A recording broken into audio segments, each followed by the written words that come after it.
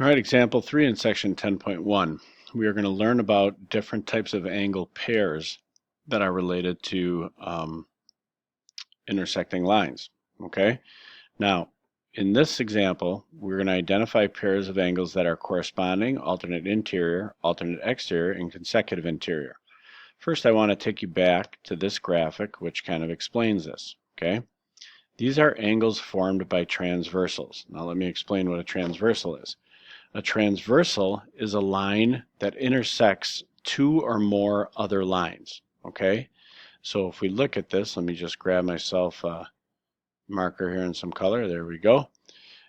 If you look at on all these figures, T is marked as a transversal because T is intersecting two other lines. So we call line T the transversal. Now, when these lines intersect, they form angles. There are 8 angles formed here.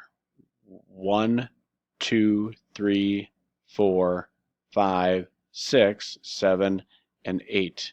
So there are 8 angles that are marked, okay? So if I would draw a line and then another line, the lines don't necessarily have to be parallel, but they could be, and then a transversal that crosses them, we are going to create these 10 angles. 1, 2, 3, 4, 5, 6, 7, 8. And it doesn't really matter how we number them, but I can tell from these figures that's how they were numbered.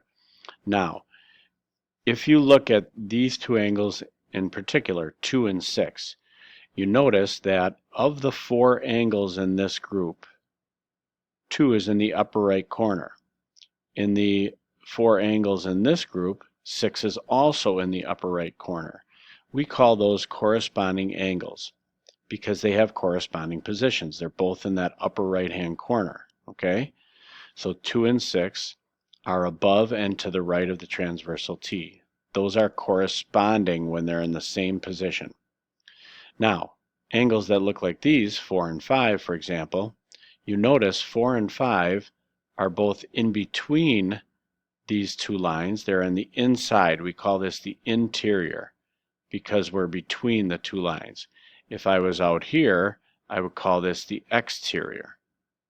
Okay, above this line or below this line is considered to be exterior. In between is interior. So that's one thing, they're interior. But then they're on opposite sides of the transversal as well. So we call these alternate, a slightly different word than opposite, interior. It explains where they are. So they're alternate interior. They lie between the 2 lines and on opposite sides of the transversal. So those are alternate interior.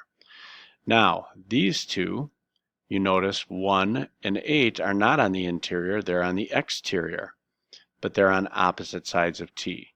We call those alternate exterior angles. Okay, when they're in the exterior and they're on opposite sides of T, they're alternate exterior.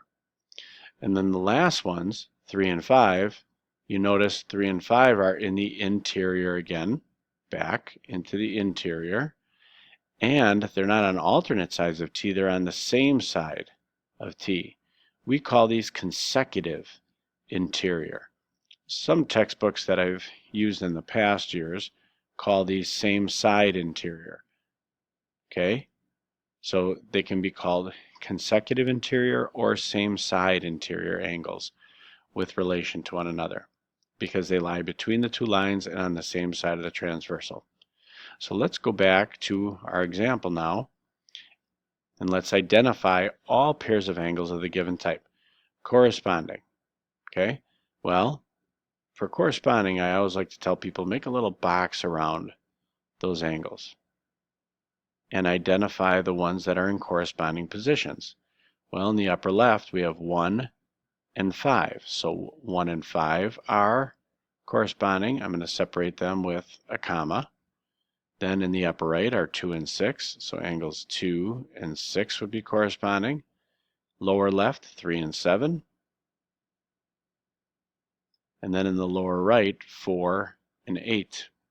So those are 4 different pairs of corresponding angles. Okay, and notice it says identify all pairs of angles of the given type. Let's try a different one. Alternate interior. Remember, that means on opposite sides of the transversal and in between the two lines.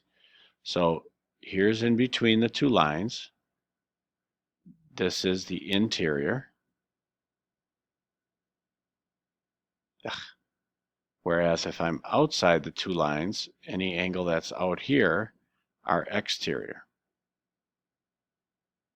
And then this line that crosses the other two lines, this is our transversal. So, alternate interior. These four angles are on the interior, 2, 5, 4, and 7. Which ones are alternate? Well, 2 and 7 are alternate interior.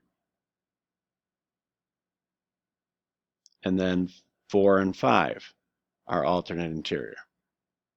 Now, looking at the definition that was given on the previous page, some people think, what about 2 and 4? They're both on the interior, and they're on opposite sides of the transversal. They're not considered to be alternate interior because they're also adjacent to one another. Alternate interior angles cannot be adjacent. So 2 and 7, 4 and 5 are our only two pairs of alternate interior angles. What about alternate exterior? Well, 1 and 3 and 6 and 8 are exterior. And which ones are on opposite sides of the transversal? 3 and 6. And 1 and 8. Those are exterior angles that are on opposite sides of the transversal. Once again, I can't say 1 and 3 even though they're both exterior and on opposite sides of T, because they're adjacent. Alternate exterior angles cannot be adjacent either. Okay? Last one, consecutive interior. All right, well, consecutive interior angles are angles that are on the interior, first of all, so 2, 5, 7, and 4, but they have to be on the same side of the transversal. So 2 and 5 are both above the transversal, so 2 and 5 would be an example of same side or consecutive interior, and then 4 and 7 are on the same side and on the interior. And that's it for example 3.